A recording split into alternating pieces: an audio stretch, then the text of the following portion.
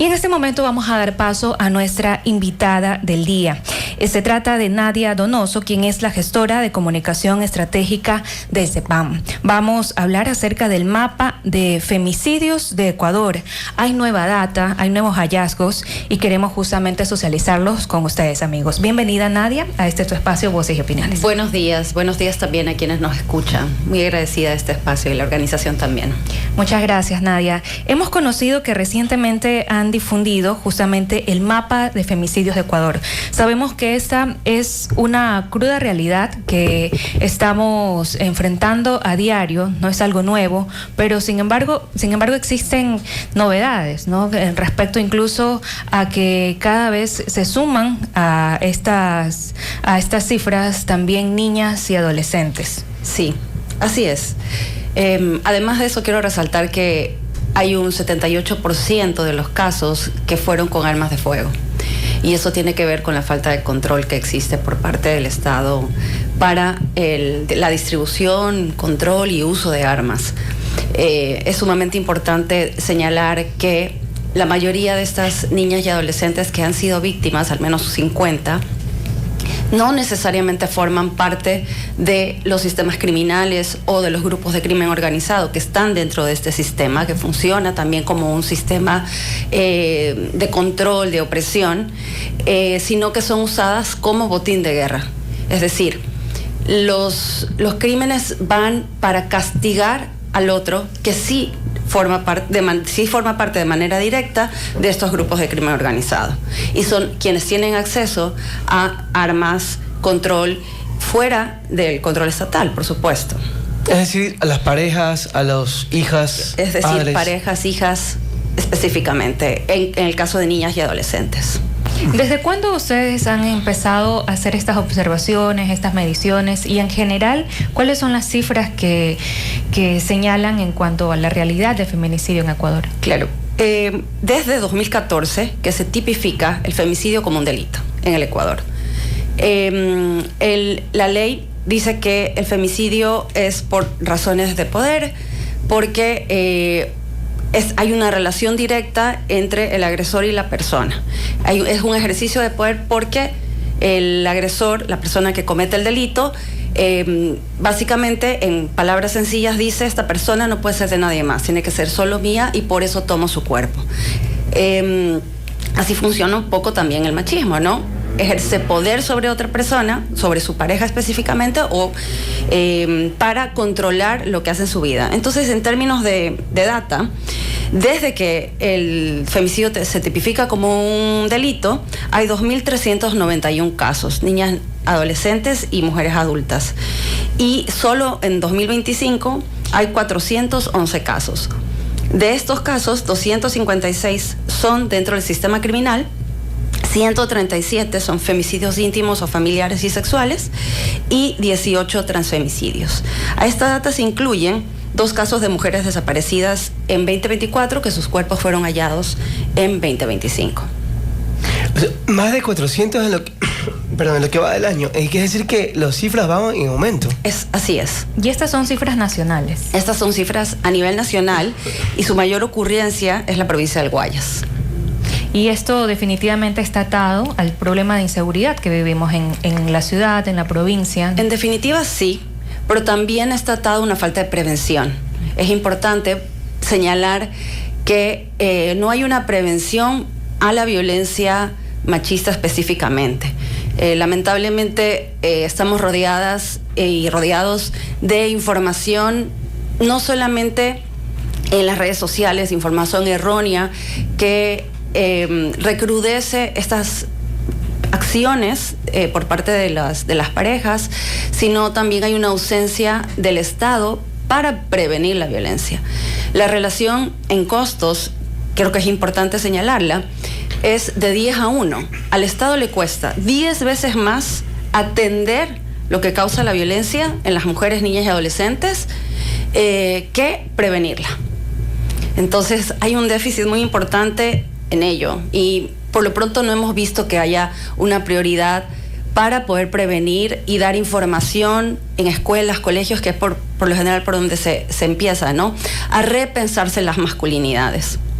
Cuando hablamos de feminicidios, pues definitivamente ya sería como la última etapa de la violencia. Así es. ¿Qué pasa antes, no? ¿Cuál es esa realidad en cuanto a maltrato, a los tipos de violencia que existen, física, verbal y psicológica? ¿También va en aumento todo esto? Lo que pasa es que es un continuum, ¿no? Empieza incluso con las cosas más sutiles. Como les comentaba, desde que alguien le dice, esa blusa no te puedes poner, ¿no? Incluso en la adolescencia, cuando alguien tiene una pareja y le quiere ahora revisar el celular, o necesito que me mandes tu ubicación o foto de dónde estás, para estar de manera continua controlando dónde está esta persona. Entonces sí tiene que ver con el poder, y no hay información que te diga cuáles son unas relaciones saludables. En el CEPAM Guayaquil priorizamos la educación integral de la sexualidad, no solamente para prevenir la violencia sexual de manera específica, sino también para tener relaciones entre pares que les permita reconocer cuando se traspasa un límite, el consentimiento informado. Es súper necesario. De hecho, y les comento, el CEPAM Guayaquil obtuvo un fallo favorable de la Corte Interamericana de Derechos Humanos por el caso Paola Guzmán Albarracín. Paola era una adolescente que desde los 14 hasta los 16 años sufrió violencia sexual por parte del vicerrector en su escuela, un hombre 50 años mayor. El Estado no la protegió. El caso llegó a la Corte Interamericana de Derechos Humanos, que es la instancia más alta donde se puede obtener justicia, porque el Estado falló y falló a favor, y el Estado tiene que cumplir una sentencia. Y esta sentencia, por ejemplo, habla de la obligación del Estado de dar educación integral de la sexualidad para la prevención, no solamente de la violencia sexual, sino de la prevención de todo tipo de violencia, que empieza desde la niñez, por supuesto de manera progresiva, con información que les sirve para tener mejores relaciones entre pares. Pero por lo pronto tampoco esta política que ya está hecha para la prevención no se aplica y no tiene presupuesto. ¿Eso corresponde al Ministerio de Educación? Corresponde al Ministerio de Educación, así es. Y actualmente la currícula que manejan los diferentes centros educativos, ¿no existe realmente un tema, como tú dices, de prevención, de información, de...? Por lo pronto, sabemos de algunas instituciones educativas que, por el trabajo del CEPAM Guayaquil, que nosotras hemos llegado y damos talleres, sí la tienen. Pero es algo puntual, no es algo consistente. Tiene que ser consistente. La sociedad tiene que entender que esta prevención es necesaria. A mí me gusta mucho dar un ejemplo bastante sencillo e invitarles también a pensarlo de esta manera. Cuando fue el confinamiento por la pandemia del COVID, muchas de las personas empezamos a tener otro tipo de comportamiento para evitar un contagio, porque sabíamos que esto nos podía causar la muerte. Así es el machismo causa la muerte y es 100% prevenible. Todos los femicidios son 100% prevenibles. Y un poco volviendo a la información del mapa, al menos 9 de las personas que fueron víctimas de femicidio tenían boleta de auxilio. Entonces son casos en el que el Estado tenía el conocimiento y tenía la información de que necesitaban una protección porque había una amenaza inminente, pero en esto también el Estado falló. Y dentro de la data que también han podido socializar, también destaca el tema de edades, ¿no? Sabemos de que el mayor grupo vulnerable son las adultas, e incluso también han sido víctimas de femicidio mujeres embarazadas, sí, ¿no? ¿Qué nos dicen estas cifras, no? Voy a volver un poco a la falta de prevención y control. Y también que no hay... El que una mujer esté embarazada o que haya una edad específica para ser víctima, lamentablemente no es una condición. Tú puedes inclusive ser, y pasa de hecho, y una se sorprende, quizás parejas de incluso 50 años de casado, que su pareja decide acabar con la vida de ella. Entonces hay casos, incluso a veces dicen, pero ¿por qué esta mujer se quedó en esta relación? ¿Por qué esta mujer no se fue? Y en los círculos sociales, de las familias, quien tiene la culpa, por ejemplo, es la mujer, pero no piensan en el agresor. No, nuestros círculos familiares o incluso de amigos, de hombres, presencian la violencia y no la evitan. Siempre dicen que es que ella no se fue. pero no nos preguntamos, por ejemplo, o les decimos, o no hay como una acción activa por parte de los amigos, hombres, familiares, hombres, que disuadan, que le pidan a esta persona, a este caballero, que pare la violencia. Pero no, es culpa de la víctima, que además de que está sufriendo violencia, no se fue. No nos preguntamos nunca, por ejemplo, por qué este hombre la agrede. O formamos un grupo de chat, por ejemplo, que en lugar de estar perpetuando la violencia, enviando desnudos, mujeres, o videos sexuales de tipo sexual, de pornografía no consentida, crean un grupo, por ejemplo, para decir, pana, amigo, esto está mal, amigo, esto no está bien, deja de violentar. Hablan de cómo, por ejemplo, ser mejores hombres o repensarse estas masculinidades que agreden, que hacen daño. Yo creo que algo que tú comentaste me parece a mí clave y que realmente creo que desde ahí debería empezar el tema de educación, sobre todo en los más jóvenes, ¿no? Y yo creo que va interrelacionado con, no solamente con, o sea, obviamente es importante, pero también va relacionado con el tema, por ejemplo, de sexualidad, del no abuso de drogas, de sustancias en general, ¿no? Totalmente. Y obviamente del machismo y de saber cómo identificar también, como tú dices, estos actos de machismo que a veces, muchas veces en la sociedad están interiorizados, ¿no? Y se ejecutan con normalidad y pensamos que está bien cuando no es así, ¿no? Sí, de acuerdo. Vuelvo al caso del COVID. Por todas partes veíamos letreritos en los baños de lavarse las manos. El comportamiento en general de la sociedad empezó a cambiar en base a que hicimos la conciencia o aprendimos que esto nos podía causar un daño permanente. Lo propio, la violencia física, psicológica, sexual, causa daño permanente en las mujeres. Y la vivimos, la mayoría de las mujeres, desde niñas. No estoy diciendo que los niños o adolescentes o los hombres estén exentos de una violencia física, psicológica o sexual. También son víctimas de ello, pero en mayor porcentaje y de manera más normalizada, que eso es lo más grave, que está normalizado, somos las mujeres, las niñas y las adolescentes las que estamos más expuestas a este tipo de violencia. Empieza incluso en el transporte público, en la calle, con acoso, ¿no? Creo que si yo le pido a las mujeres en esta sala, que somos dos, si alguna vez un hombre nos ha dicho de manera agresiva un acoso en la calle, Diana también va a levantar la mano. A las personas que no nos ven, pero las que nos escuchan, las estadísticas dicen que el 6.5 de cada 10 mujeres hemos sufrido algún tipo de violencia en el transcurso de nuestras vidas. Pero cuando se hace esa pregunta y se explica cuáles son estos tipos de violencia, si hay 10 mujeres en la sala, 10 vamos a levantar la mano. Entonces, tampoco hay una conciencia social completa del qué significan estos tipos de violencia, cuáles son estos tipos de violencia. Y si es necesario, como tú señalas, empezar desde edades más tempranas e incluso dentro del hogar repensar cómo vivimos y cómo socializamos esta información. Sabemos que el rol del Estado a través de sus diferentes organismos como los ministerios deberían tener la política pública de prevención, de educación.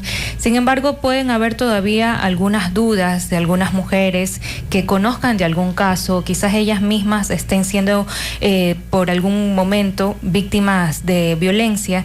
Y en este caso, ustedes como Centro Ecuatoriano para la Promoción y Acción de las Mujeres, CEPAN, ¿qué les podrían recomendar a las mujeres? O sea, incluso como una asesoría, un acompañamiento, ¿hacia dónde deben ir? Muchas gracias por esa tan importante pregunta. El CEPAN Guayaquil tiene ya 43 años de experiencia especializada en atención a la violencia basada en género. Nuestras atenciones son totalmente gratuitas. Brindamos atención psicológica especializada en violencia para niñas, niños y adolescentes específicamente víctimas de violencia sexual. Y para mujeres adultas, física, psicológica o sexual. En el caso de terapia psicológica, y también hay patrocinio legal totalmente gratuito. No es obligación de todas las mujeres denunciar, porque sabemos que es un proceso muy complejo. Algunas de las mujeres que viven violencia dentro del hogar dependen económicamente de su pareja y resulta muy difícil decir, bueno, es que es el padre de mis hijas, puede que, entre comillas lo digo, porque que trata bien a las niñas, pero cuando las niñas presentan, o los niños presencian, quise decir, violencia, se afectan también sus vidas. Entonces, no es necesario que aquellas mujeres que se identifican con alguna de las cosas que hemos conversado, que acuden al CEPAM, tengan que presentar una denuncia. El CEPAM realiza la denuncia de manera acompañada y le da toda la información para que de manera autónoma las mujeres que desean denunciarlo tomen una decisión informada. Nosotras acompañamos hasta donde ellas quieren llegar. No presionamos ni cohesionamos a que realicen ningún acto. Lo que nosotras fortalecemos es la autonomía. Y además realizamos trabajo social, que también es de forma gratuita, para conocer el entorno de estas personas.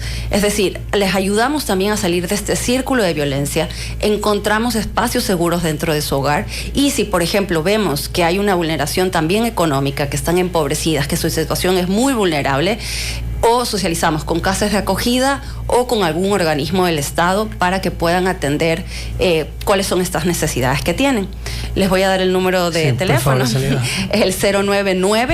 099-111-3526. Nuestra atención es de lunes a jueves, de 9 a 4 y media de la tarde. ¿Y lo puede repetir? Claro que sí. 099-111-3526. ¿Y algún mail tal vez, alguna otra forma de contacto? Por supuesto, o las redes sociales. Las redes sociales nos pueden buscar en todas las redes sociales. Estamos en TikTok, Twitter, Facebook e Instagram como CEPAM Guayaquil. También CEPAM con C, CEPAM, que somos el Centro Ecuatoriano para la Promoción y Acción de las Mujeres, una organización que tiene 43 años atendiendo la violencia. Nadia, tú mencionabas algo que está implícito en la violencia, que es justamente este círculo, que a veces las mujeres podemos estar atrapadas y se nos hace muy complicado salir. En base a la experiencia, lo que tú has podido también ver en el día a día, en el CEPAM, ¿qué fortaleza pueden tener las mujeres para poder detectar que están viviendo una situación de violencia y llega un momento donde dicen ya no más? Sí. La violencia, como nosotros sabemos decir, y no solamente eso, ¿no? Se siente mucho en el cuerpo, mucho.